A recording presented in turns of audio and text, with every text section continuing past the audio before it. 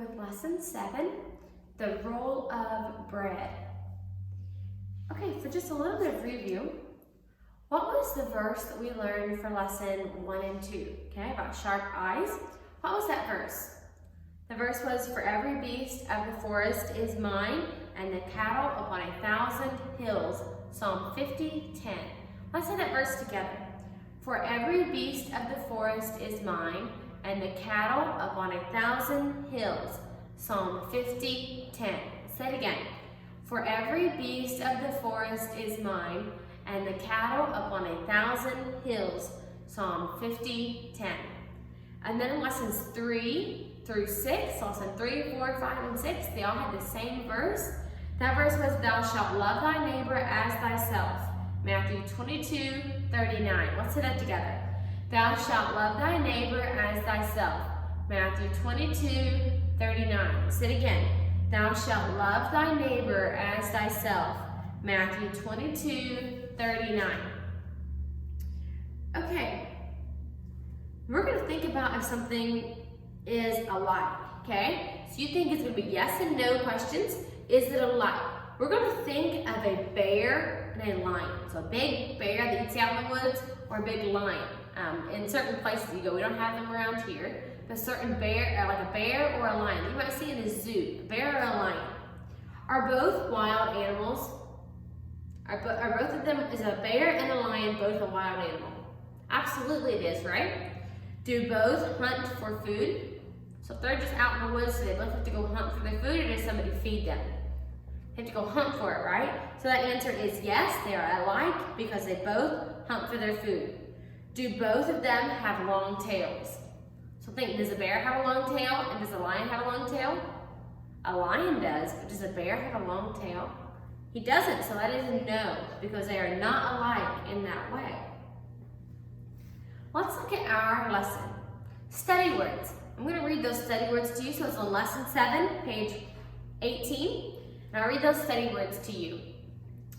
Number 1, bread. Number 2, busy. Number 3, clickety. Number 4, fields. Number 5, gentle. Number 6, golden. Number 7, once. Number 8, shakety.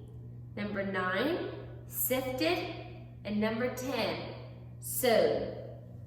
It says read that list yourself 2 times and then say those words to somebody. Have them sign that little triangle that's there. Part A says write 2 study words with the ed suffix.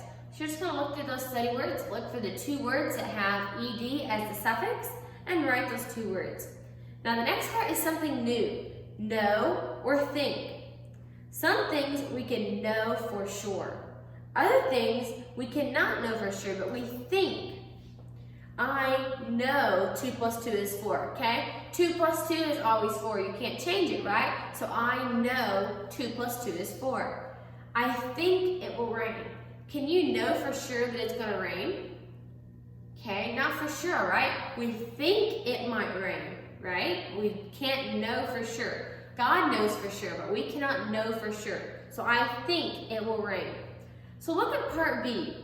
Write know or think in the blank. Now these can be kind of tricky, okay? So the only time you're gonna write no is something that is for sure true. It's not just something that you're thinking in your mind, okay? Something that you know for sure, so like something from the Bible or something like that is something that you know. Let's look at the first one, number 2. I think or I know the boy in the story was Ted. Was the boy in the story's name Ted? Was it?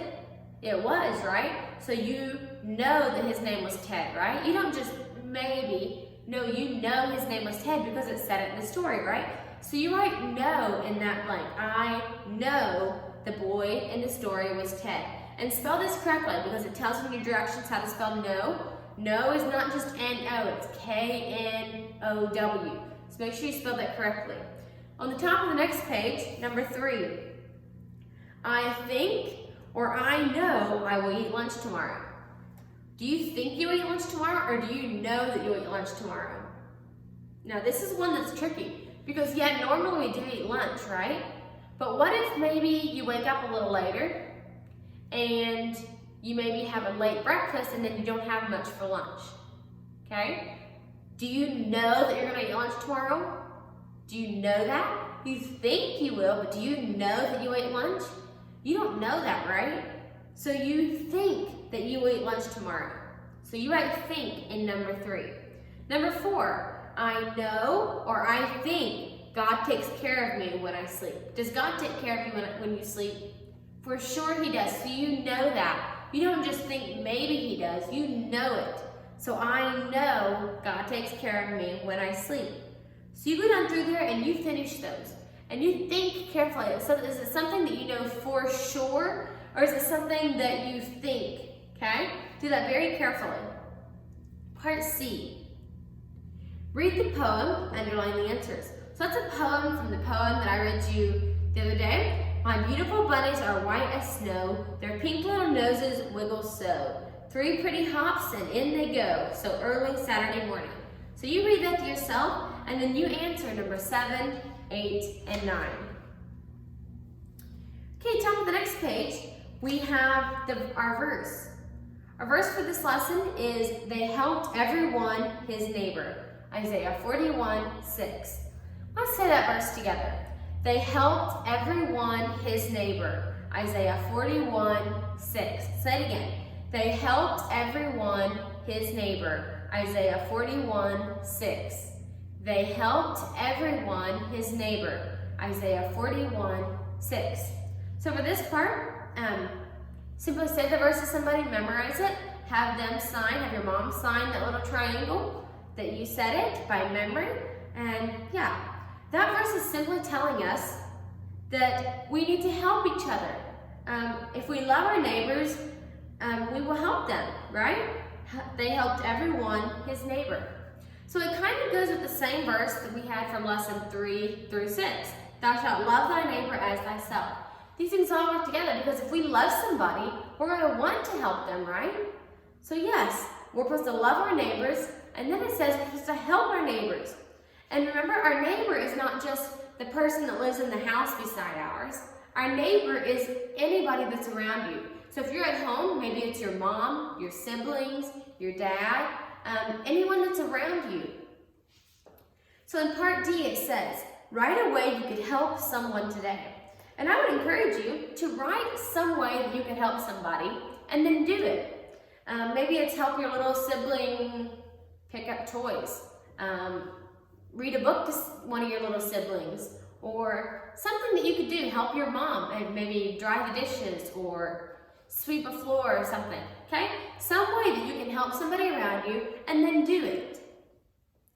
Part E. If the sentence tells how a kitten and a puzzle are alike, circle yes. If it tells a way that they are not alike, circle no. How is a kitten and a puzzle alike, right? Like a kitten, a little kitty. And then a puzzle you put together. How are those alike? Number 11. They can fall on the floor. Can you drop a kitty? It happens sometimes, right? Maybe they jump and you accidentally drop them. And can you drop a puzzle? For sure you can. That's one way they're alike. They can both fall on the floor. So are they alike in that way? Absolutely. So you circle yes. Can you take them apart and put them back together? Think, can you take a puzzle apart and put it back together? Can you take a kitten apart and put it back together? So are they alike? Yes or no? And you circle. Read the roll of bread. Okay, so read that story to somebody. And yeah, practice good expression. Part F, we remember. Number in order the gifts the secret mailman brought. So this is talking about the story of the secret mailman. And it says puzzle, kitten, 2 marshmallow snowmen. What was the first gift? You put a number 1 beside that one. What was the next gift? You put a number 2. And what was the last gift? You put number 3. Okay, if you forget, go back and read the story about the secret mailman, and that's where you'll find your answers. Okay, make sure you read your story carefully about the roll of bread, and yeah, do your lesson carefully. If you needed to underline or draw a line, be sure to use your ruler. Okay, it's very important that you write neatly, use your ruler, and make sure everything is filled in and you follow all your directions. Okay, and I will see you in math class.